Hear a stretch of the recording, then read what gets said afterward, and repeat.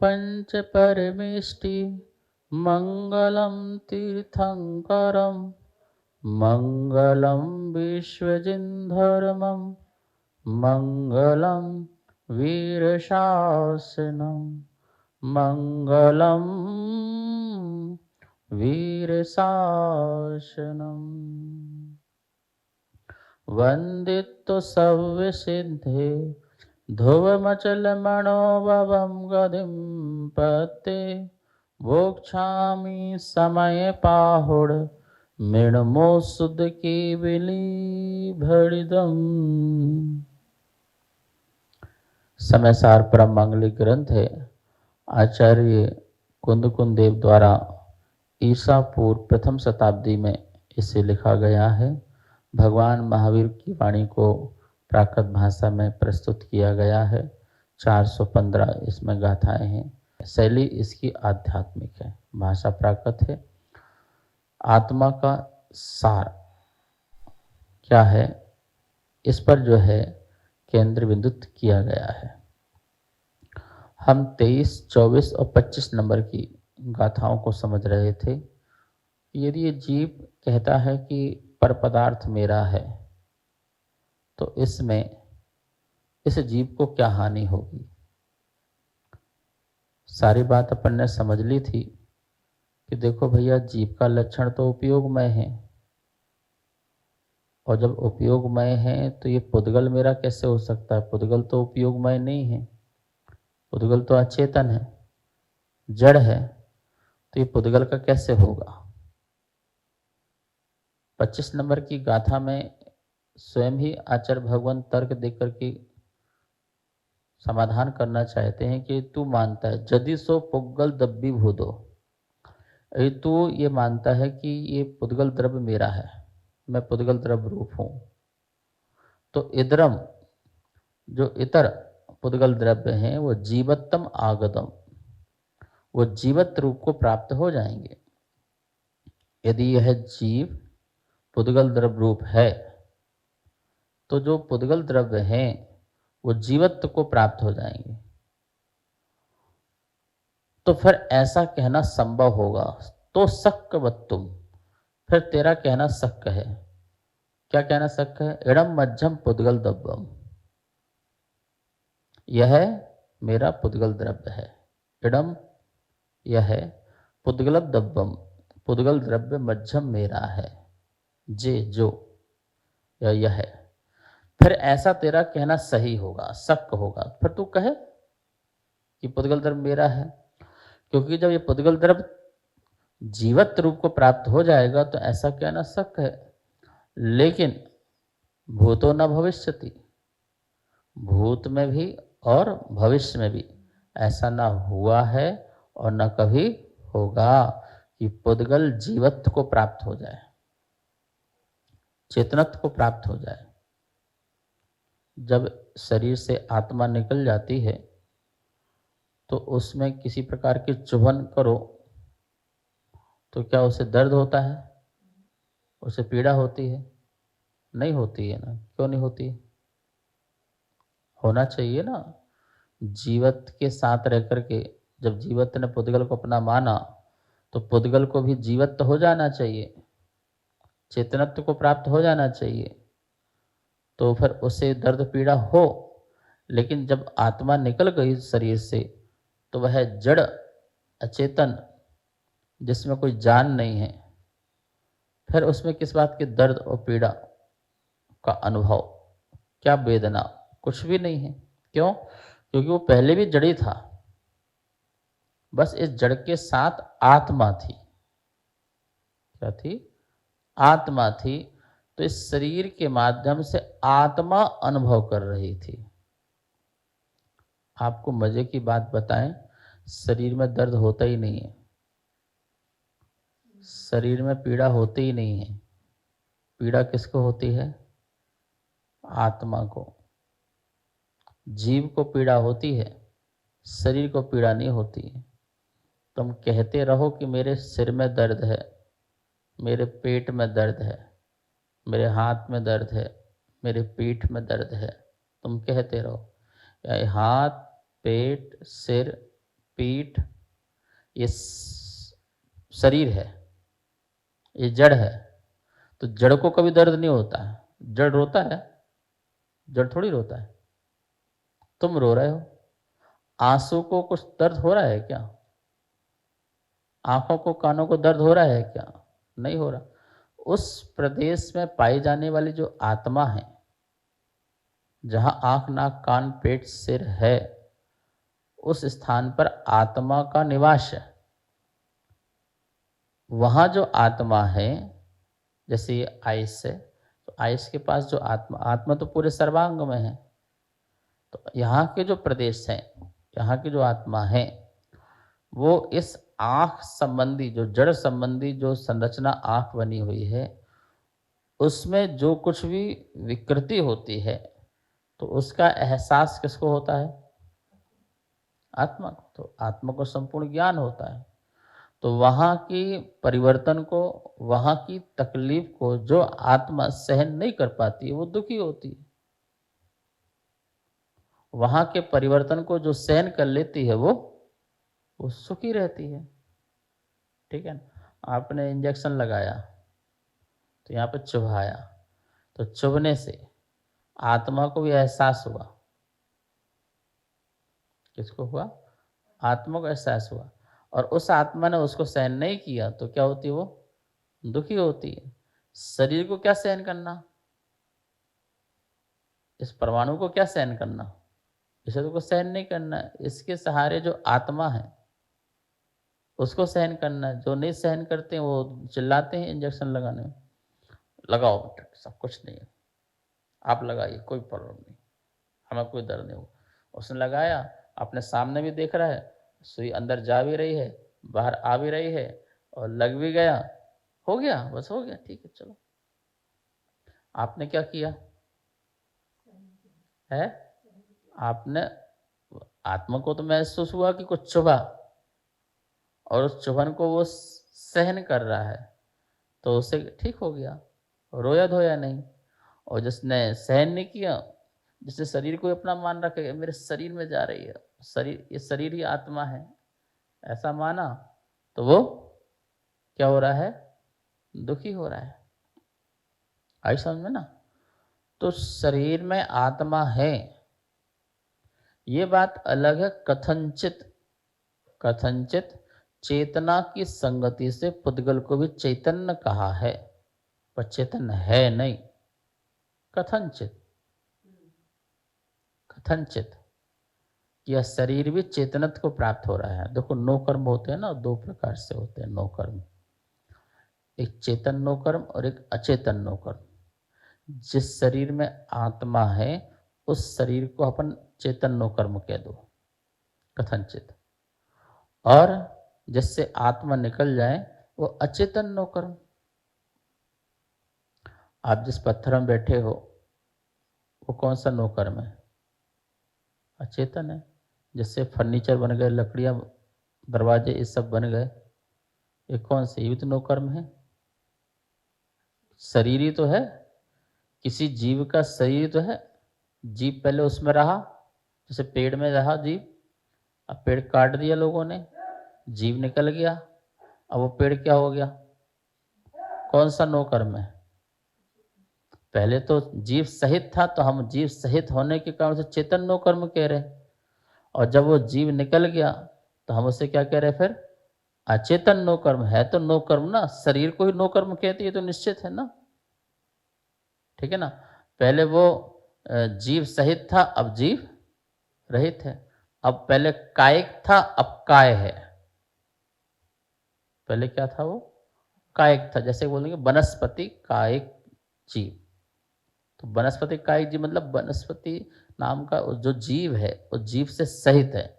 वनस्पति जीव का नाम है, ध्यान रखना। तो जीव है, और फिर जीव निकल गया तो वनस्पति काय रह गया, काय बोलेंगे, अब मात्र शरीर रह गया, अब वो जीव गया। ऐसे ही हम कहना चाह रहे हैं कि जो शरीर है, ये निश्चित ही नो कर्म है, लेकिन कथनचित उसे जीव की संगति से चेतन कहते हैं। अब वैसे है नहीं, निश्चय से तो है नहीं, हम किसी अपेक्षा से कह रहे हैं, पर ऐसा है नहीं कि वो चेतन है।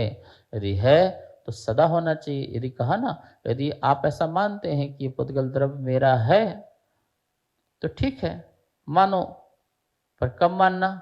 जब ये जीवत्व को प्राप्त हो जाए। किसको प्राप्त हो जाए? जीवत्व को प्राप्त हो जाए। ये जीवत्व को प्राप्त हो जाए तो फिर शक है आपका ऐसा कहना कि ये पुद्गल द्रव्य मेरे है, लेकिन ऐसा होता दिखता नहीं है। आप बोलो ये मकान मेरा है तो इससे जीवत्वपने को प्राप्त हो जाना चाहिए। जब तुम चलो तो मकान भी चले, तुम्हारा जवाब भी दे, भैया ठीक हो तो जवाब भी दे, हाँ मैं ठीक हूँ, तो कोई जवाब नहीं दे रहा है। तो जितने भी पुद्गल द्रव्य हैं वो सारे के सारे पुद्गल द्रव्य तुम्हारे कहने से यह मेरा है ऐसा मानने से तो जीवत्व को प्राप्त होना चाहिए। देखो, जो आप किसको अपना कह सकते हो? मुझे दुख है ऐसा कह सकते हो, मुझे सुख है ऐसा कह सकते हो, मैं अज्ञानी हूँ ऐसा भी कह सकते हो, मैं ज्ञानी हूँ ऐसा भी कह सकते हो, ठीक है ना? मैं परेशान हूँ ऐसा भी कह सकते हो, मैं खुश हूँ ऐसा भी कह सकते हो। तो ये किसकी चीज बात चल रही है? जड़ की, जीव की? किसकी बात चल रही है? ये आपकी अपनी बात चल रही है ना। मैं ध्यानी हूँ, मैं ज्ञानी हूँ, मैं पुजारी हूँ, मैं मुनि हूँ, मैं श्रावक हूँ, ये किसकी बात चल रही है? आपकी बात चल रही है, आपके जीव की बात चल रही है। तो जो चीज आपकी है उसे तो आप बोल सकते हैं कि ये। अब आप बोलो कि मैं काला हूँ, मैं गोरा हूँ, मैं छोटा हूँ, मैं मोटा हूँ, मैं पतला हूँ। अब किसकी बात चल रही है स्वामी जी? ये किसकी बात चल रही है? अजीब की। यदि आप कहते हो मैं काला, मैं गोरा हूँ, तो उसे जीवत्वपना होना चाहिए उसमें, ठीक है ना? अब ये माइक को हम कहें ये लंबा है, काला है, ठीक है ना, इसमें ये है, उसमें कई प्रकार के अपने वैरायटी का इसको वर्णन करें, रूखा है, चिकना है, जो भी है, तो ये चीज इसमें है कि नहीं है? तो कहा जा रहा है, और नहीं है तो नहीं कहा जा रहा। अब मैं बोलूँ माइक जो चेतन है, माइक जो है बहुत शक्तिवान है, माइक जो है दुखी दुखी है, सुखी है, तो ये कैसी बातें होंगी? बोलो, माइक को मिलो, बोलो माइक बहुत दुखी है भैया, क्यों? यहाँ की करंट अच्छा नहीं मिलता, बहुत दुखी है। वहाँ बहुत सुखी था माइक, वहाँ अच्छा करंट उसको मिला, बहुत सुखी था। इसका रख रखाव अच्छा नहीं होता तो दुखी हो जाता है, रख रखाव अच्छा होता है सुखी हो जाता है। ये कैसी बातें लगेंगी अपन को? सामने वालों को कैसी बात लगेंगी? बहुत कितनी बेवकूफ की बात कर रहे हैं, माइक को क्या मतलब सुखी और दुखी से? वो तो माइक है, वो तो जड़ है, उसे तो ज्ञान शून्य है, उसे तो किसी चीज का अनुभव ही, इसका सुख दुख का अनुभव नहीं हो सकता है, ठीक है ना? चलो, तुमको ये बात गलत लग रही है, लेकिन तुम्हें ये बात सही लग रही है कि तुम बहुत सुंदर हो, तुम बहुत अच्छे हो, मतलब तुम बोलते कि पतले हो, तुम दुबले हो, तुम्हारी नाक टेढ़ी है, तुम्हारा मुंह टेढ़ा है, मतलब ये सब बातें कर रहे हैं, छोटा है, लंबा है, गोरा है, मोटा है, ये तुम सुन रहे, तुम्हें फिर तुम्हें असर क्यों हो रहा है? फिर तुम्हें असर क्यों हो रहा है? क्यों तुम्हें असर हो रहा है? इसका मतलब तुमने ये इन चीजों को अपने में माना है। किसमें माना है? अपनी आत्मा की प्रॉपर्टी मानी है इसे। और जैसे तुमने आत्मा की प्रॉपर्टी मानी है तो तुम उससे अनुभव कर रहे हो, तो ठीक है। पुद्गल कैसे रूप हो गया? जीव रूप हो गया। पुद्गल कैसा हो गया? जीव रूप हो गया। जब जीव रूप हो गया तो ऐसा तुम बोलो, लेकिन ऐसा होता दिखता नहीं है। यदि हो तो जब जीव निकलता है शरीर से तो उसके साथ जाए ना, फिर ये क्यों छूट जाता है यहाँ पर? फिर ये जीव रहित क्यों हो जाता है? फिर इसको जलाओ तो कुछ रोता पीटता नहीं है। शरीर मुर्दे को अग्नि में दाह संस्कार करते हैं तो क्या मुर्दा चिल्लाता है, चीखता है क्या? क्यों? क्योंकि जो उसका अनुभव कर सकता था सुख दुख का वो तो है ही नहीं, अब वो तो जड़ पड़ा हुआ है। अब उसे तुम जलाओ, सड़ाओ, गलाओ, मिट्टी में गड़ाओ, इससे कोई असर होने वाला नहीं है। यही भेद ज्ञान करा रहे हैं कि भाई तूने अनादि से भूल क्या की है, क्या भूल की है? पुग्गल दब्बम इणम मध्यम भणादि। इणम पुग्गल दब्बम मध्यम भणादि, यह पुद्गल द्रव्य मेरा है, ऐसा तो मानता रहा। कौन सा पुद्गल द्रव्य? बद्धम अबद्धम। कल आई थी 23 नंबर की गाथा में, बद्धम अबद्धम। जो बद्ध पुद्गल है और अबद्ध पुद्गल है। बद्ध पुद्गल जो आत्मा से बद्ध पुद्गल है, शरीर कर्म ये बद्ध पुद्गल है, और अबद्ध पुद्गल जो तेरे आत्मा से नहीं बंधा, जैसे मकान दुकान गाड़ी घोड़ा आदि सब क्या है, ये परिवार तुम्हारा तुमसे बद्ध नहीं है, तुमसे बंधा नहीं हुआ है। तुम जाते हो तो तुम्हारे साथ नहीं जाता, पर शरीर तुम्हारे साथ जाता है। तो बद्ध और अबद्ध ये पुद्गल हैं। इणम मध्यम यह मेरे है, ऐसी जो तेरी मान्यता है वो अन्नाण मोहित मदी, अज्ञान से जो जिसकी मति मोहित हो गई है वो उस व्यक्ति की है। इसलिए ये तेरा तर्क सही नहीं है कि ये पुद्गल द्रव्य मेरा है। दलील देना पड़ती है ना, तो पहले सिद्ध करना पड़ेगा। तू ऐसा कहता है तो ऐसा सुन, अब बता ऐसा है नहीं है, तो ठीक है तेरा ऐसा कहना बिल्कुल अन्यथा है, इसलिए पुद्गल द्रव्य तेरा नहीं। हमने अपनी बात क्या कर दी? सिद्ध कर दी। तो प्रश्न फिर का आया एक, यदि ऐसा है तो फिर शरीर की स्थिति तो मिथ्या हुई। शरीर की स्थिति, आत्मा शरीर एक नहीं, तो जो शरीर की स्तुति की जाती है फिर तो वो क्या हुई?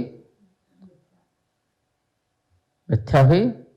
आप शरीर की स्तुति करते नहीं करते हो, हे प्रभु आप कितने सुंदर हो, कितने अच्छे हो, मनोज हो, आपकी नासा दृष्टि, ये सब जो सारी चीज बातें करते हैं वो तो एक प्रश्न किया है कुंदकुंद स्वामी ने, स्वयं प्रश्न किया और स्वयं ही समाधान किया। इसलिए 26 नंबर और 27 नंबर दोनों ही एक साथ पढ़ना चाहिए, लेकिन पहले अपन प्रश्न करते हैं 26 नंबर से और 27 नंबर गाथा से उसका समाधान करेंगे। शंका समाधान, शंका समाधान। 26 नंबर में शंका है और 27 नंबर में उसका समाधान। यदि जीवो ना शरीरम तिथ्य राय रिय संतुति चेव, तिथ्य राय रिय संतुति चेव सव्वावी हवदि मिच्छा तेण दो आदा हवदि देहो। यदि जीवो न शरीरम तिथ्य राय रिय संतुति चेव सव्वावी हवदि मिच्छा तेन दो आदा हवदि देहो। यदि देह ना हो जीव तो तीर्थंकरों का स्तवन सब असत होगा, इसलिए बस देह ही है आत्मा। सामने वाला तो सिद्ध कर रहा है, हम नहीं, हम तो मानते नहीं है आपकी बात, हम तो देह को ही आत्मा मानते हैं। यदि आपकी ऐसी बात नहीं है तो हम आपकी तर्क दिया उनने। अब पहले एक ही शब्द का अर्थ देखते हैं। यदि, यदि जीवो जीव शरीरम शरीर ना नहीं है तो तिथ्य तीर्थंकर चेव और आयरायरी आचार्यों की संतुति स्तुति चेव वगैरह सव्वावी सब मिच्छा मिथ्या व्यर्थ ठहरती अवधि है। तेण अतः आदा आत्मा देहो शरीर हवदि है, इसलिए आत्मा शरीर है। यदि आप कहते हैं देह जो है आत्मा नहीं है तो कह रहे हैं तिथर आयरीय, तीर्थंकर और आयरीय आचार्य, इनकी संतुति जो स्तुति है, सम्यक स्तुति है, वो कैसे हो जाएगी? मिथ्या हो जाएगी। आप आचार्यों का भी तो गुणगान करते हो ना, और तीर्थंकर का गुणगान करते हो। अब आप देख लीजिए तीर्थंकर के आप कौन से कितने मूल गुण बोलते हो? 46 मूल गुण बोलते हो। उन 46 मूल गुणों में तीर्थंकर के कितने मूल गुण हैं?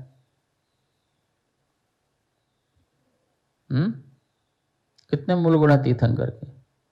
34 अस्य हैं, ठीक है ना, 8 प्रातिहार हैं, 4 अनंत चतुष्टय हैं। कितने हो गए?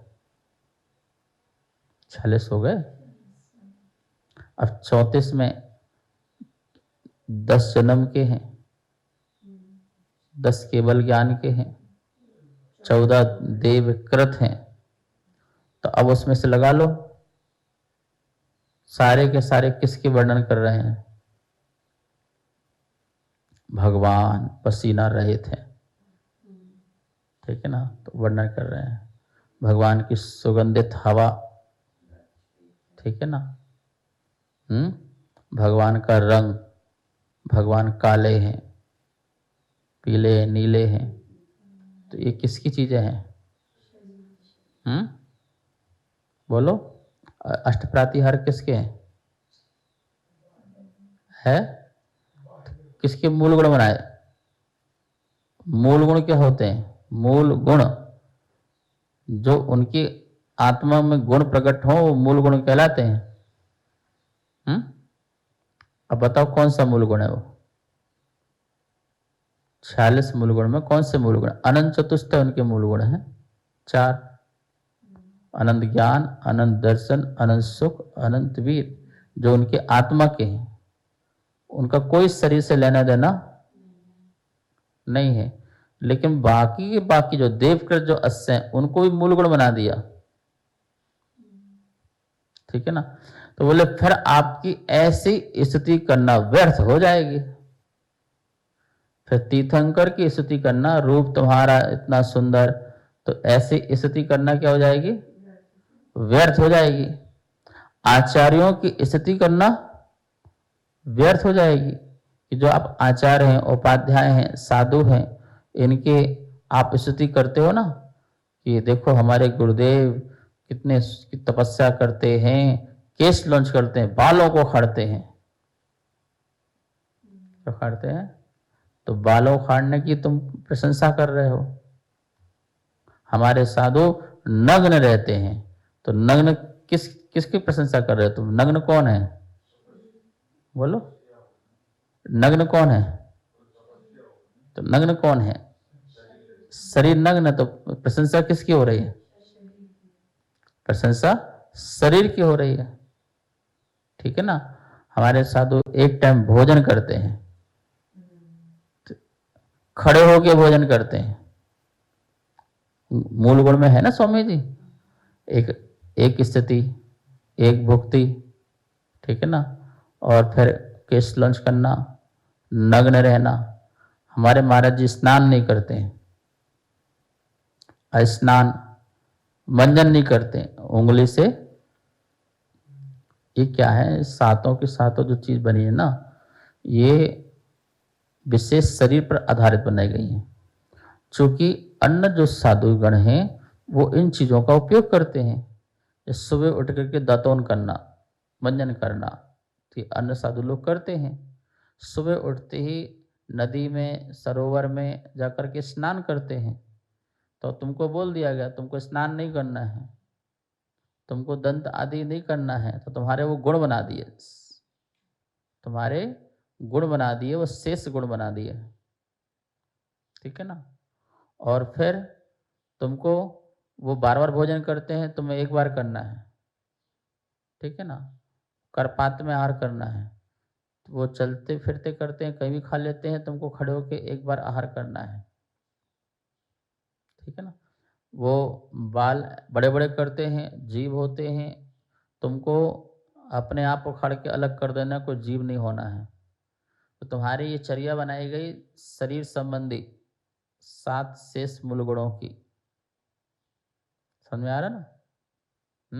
तुम्हें ये नहीं करना है। तो मुनि-राज दतवन तो करते नहीं सुबह उठ करके, नदी आदि में स्नान तो करते नहीं, लेकिन जल आदि से अपने पाद प्रक्षालन और बोलते हाथ आदि तो करते हैं, धोते हैं, मुंह चेहरा आदि धोते हैं। वो थोड़ी मना किया है, उस सफाई के लिए थोड़ी मना किया। दंत धोवन का अर्थ लोगों ने ऐसा लगा लिया कि बोलते कि भैया वो दांत में उंगली नहीं लगाना है, ये नहीं करना है। वो ये कह रहा है प्रातः काल उठ करके जो लोग करते हैं वो तुम्हें नहीं करना है। आहार के समय तो अपना दंत वो करोगे, वरना उसमें जम्स पैदा होंगे, जीव पैदा होंगे, उसकी हिंसा का दोष किसको लगेगा? नहीं, हम तो पानी से कुल्ला कर लेंगे, बस छोड़ देंगे। अरे उसमें अनाज रहेगा, अन्न रहेगा, जीव पैदा होंगे। हाँ, हमारे दांत चमकदार रहें ऐसा उद्देश्य नहीं रहना चाहिए कि हंसते हैं और दांत चमकदार होते हैं तो खिलखिलाहट आ जाती है, तो प्रसन्नता आ जाती है, लोग प्रभावित हो जाते हैं। इस उद्देश्य से हमारे को बोलते कि दांत साफ नहीं करना है, लेकिन जम्स नहीं होना चाहिए। लेकिन जो प्रातः काल उठ के लोग करते हैं, नहाते हैं, धोते, वो मना किया है अन्न साधु जैसे। बात छोड़ो, अभी बात ये चल रही है तीर्थंकर और आचार्य की जो और साधु मतलब पंच परमेष्टि की जो स्तुति होती है, वो किसको देख के स्तुति होती है? कुछ स्तुति शरीर संबंधित है, कुछ स्तुति उनके आत्मा के गुणों संबंधी है। तो आत्मा के गुणों संबंधी स्तुति चलो ठीक है, लेकिन आप तो शरीर संबंधी स्तुतियां भी करते हो, तो वो स्तुति कैसे हो जाएंगी? मिथ्या हो जाएंगी। फिर आपकी स्तुति मिथ्या हो जाएगी, तो आप मिथ्या स्तुति पर क्यों करते हो? इसलिए देहो आदा हवदि। इसलिए हमारा तर्क है कि देह ही आत्मा है। कितने लोग मानेंगे देह ही आत्मा है? तर्क दे रहे भाई, तो कल से क्या करें? हम स्तुति बंद करें, शरीर की स्तुति बंद करें? तो इसका हम जो है समाधान आज नहीं करेंगे, इसका समाधान कल करेंगे। आज समय हो चुका है, इसलिए जिन महानुभावों ने सुना है, कल वो समय से बैठ करके अवश्य सुने, जिससे उनको समाधान सही मिल सके। जावाणी के ज्ञान से सूझे लोकालो, शोवाणी मस्तक धरो सदा दे तो धो। हे जनवाणी भारती तो हे जपो दिन रेन, जो तेरी शरणा धरे सो पावे सुख चैन। सबको बहुत बहुत मंगल आशा। कार्यक्रम पाठशाला के पुण्यार्जक थे श्री दिगंबर जैन मंदिर, लोधी कॉलोनी, दिल्ली।